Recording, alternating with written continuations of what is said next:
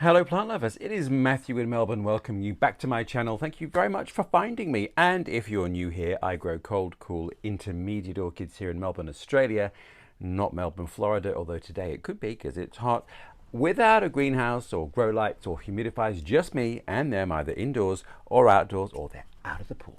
So, plant lovers, if that sounds like your type of conditions, do hit subscribe. I post every week on a Friday, and I am a complete amateur.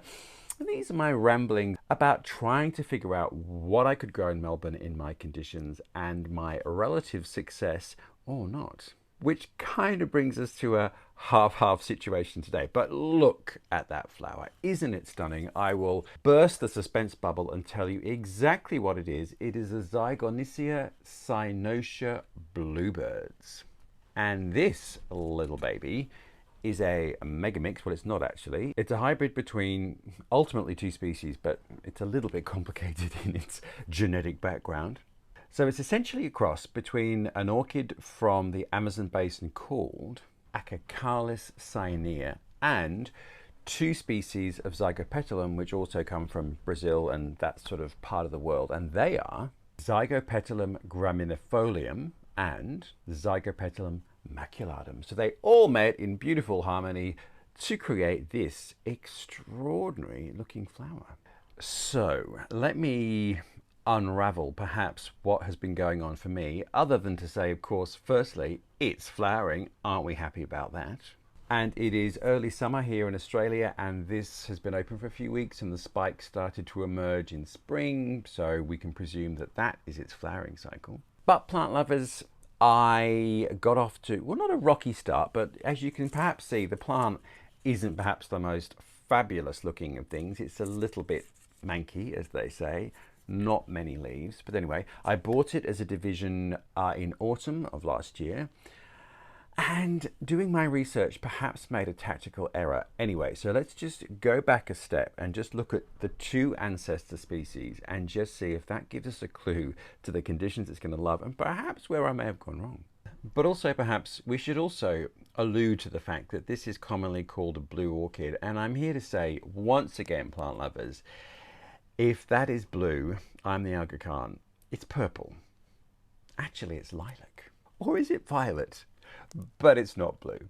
I know you want it to be, and I know people want blue orchids, but anyway, that aside, let's go back to the parent story. So the Acacalis cyanea orchid is a terrestrial from the Amazon basin, and it grows in areas that gets fluctuating water levels, so it can be basically submerged sometimes, and it can still flower through that water. So this is an orchid that likes plenty of water. Well, that ancestor parent. So that's the first thing to bear in mind. So it's a hybrid. So you kind of don't want to do exactly what its ancestor may have loved, but clearly it's a plant that's going to like plenty of water and not drying out. We can also assume too, in the Amazon basin at ground level near water, very humid. And I have been to the Amazon and I can attest to the fact that it is. Now the second species ancestors, the two Zygopetalums, now they come from higher elevations, but still from fairly moist and very humid environments. So the fact that the Zygopetalums are higher altitude means they can take relatively cool, cold nighttime temperatures in winter, whereas the other ancestor certainly can't. It's a warm, humid grower. One of the commonalities between them all, though, is that they're fairly sort of understory-ish plants, so they do like fairly low dappled light, so nothing bright, nothing strong. So that's useful in terms of a commonality. So my mistake, plant lovers, was that I decided, because it was easier for me, to err on the side that, oh, it's going to have all its Zygopetalum ancestor characteristics, ergo it can stay outside all year, undercover, in my conditions. And it didn't die, because it's obviously in bloom, but I did lose new growths. Some things went black and brown, and it was literally just the cold. It was too cold at winter, nighttime minimums, and although it needs to be wet, of course, if you keep it wet and it's cold, it doesn't spell joy and success for orchids often. So it really struggled. I quickly realized the error of my ways, and it's relatively difficult to get in Australia, so I didn't want to kill it. So I immediately brought it inside. I put it upstairs, and in my grow space tour video, it's literally just out here on the landing. So it gets fairly bright indirect light, and in summer it gets slightly stronger dappled light, but it's obviously much warmer. And it rewarded me almost immediately with some new growths and flower spikes. So this is what I have to do. I certainly cannot leave it outside with its Zygopetalum cousins. So here in Melbourne, in Australia, I can grow Zygopetalums outside with Coleogenes and Cymbidiums. They're all happily in a similar sort of environment, thriving, and they can take our winter nighttime minimums, which in Melbourne in the inner city can get to 2 degrees centigrade, which is about 35, 36 degrees Fahrenheit, so almost freezing, but not quite. Obviously, the further out you get from the centre of Melbourne, the colder the nighttime minimums can get, and they can dip below freezing, 0 centigrade, 32 Fahrenheit, but not in the city. So I just assumed it was going to be fine, but no, didn't like it. However, Cymbidiums, well, many other orchids, in fact, and I have a whole playlist of things I grow outside all year. Many things can take that temperature, but I realised this couldn't. So it didn't die, but it certainly wasn't happy. So I think our basic care instructions are going to err on its Amazon basin, humid, moist ancestor rather than the high altitude, cool, humid Zygopetalum ancestor. So plant lovers, if you have this orchid, I would say it is an intermediate grower and doesn't like a chill. Who does? So there's that. Then the other obvious thing is it likes a pretty moist environment. You need to keep it wet. So I don't keep it wringing wet. I try to keep the dish damp, and you can perhaps see here there is moisture at the bottom of the terracotta pot, and if I put my finger in just below the surface, it is moist, but this probably needs a good watering because it's very warm today, so the ambient temperature is drying out the air. And I try and put a little bit of water on it most days when I walk past it, and I try and mist it very frequently. Well, very frequently. I try and remember to mist it every day, and that seems to be keeping it happy. Regular water, regular misting, intermediate temperatures, lowish, dappled, bright, indirect light, in a nutshell, is what's going on here.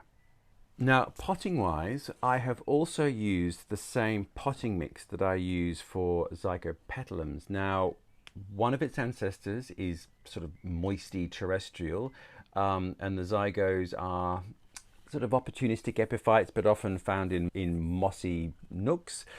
So what I chose to do is to put it in out of the bag orchid mix, which is what I use for Cymbidiums and Coleogenes and actually many things. And I've made a video about my potting regime, which you can find up here and below. And that seems okay. So I think the name of the game is going to be for this, to just see how I can grow it now. It's the growing season. We're now into summer. You can see I've got a new growth here, and I think I saw something else pinging out anyway, which is all good news. So what I need to focus on this season is vegetative growth, and that's usually what we need to focus on for all orchids, but giving it the conditions that it's going to love. Oh yes, there we go. Here's the first growth, there's the second growth right in front of me. So I'm happy about that. The other curious thing is its growth habit. Do you know, it sort of reminds me of a Maxillaria, the way that Maxillaria, I think tenuifolia, grows sort of up almost like having a stalk. Don't know if you can see, I'll come in and show you closely, but it's sort of rhizomous with pseudobulbs, and it's sort of a bit branchy. So that is a habit not unlike some Coleogenes, in fact. So it's a curious habit. There you go.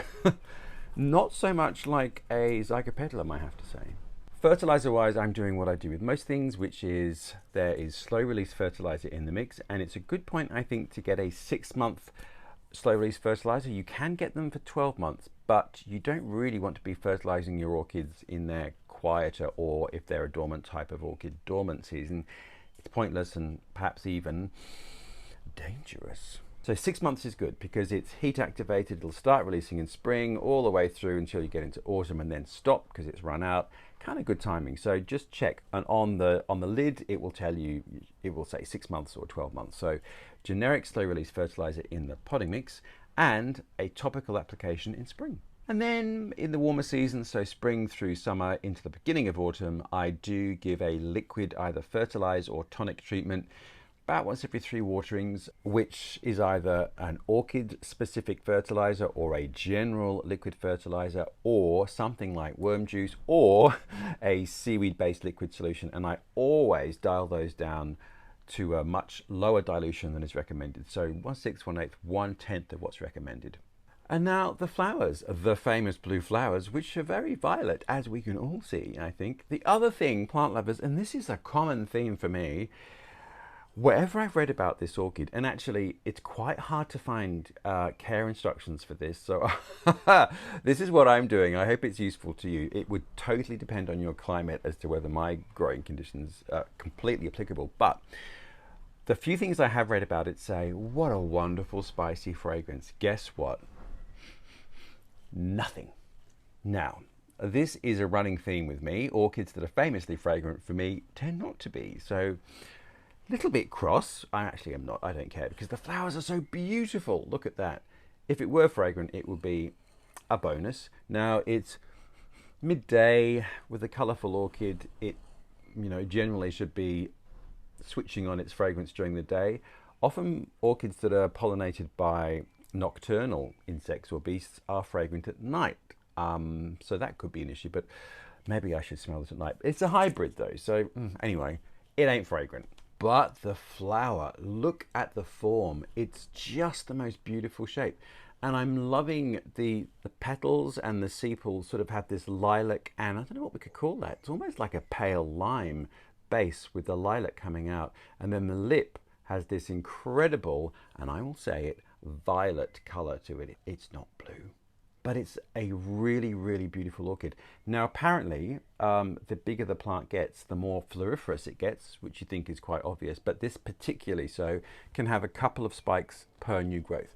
So as you can see, perhaps this was the new growth that started to emerge when I gave it better conditions, and it didn't die. Some of the other new growths unfortunately did because it was too cold. So you can see that the flowers are coming out with the new growth, which is quite similar to Zygopetalums.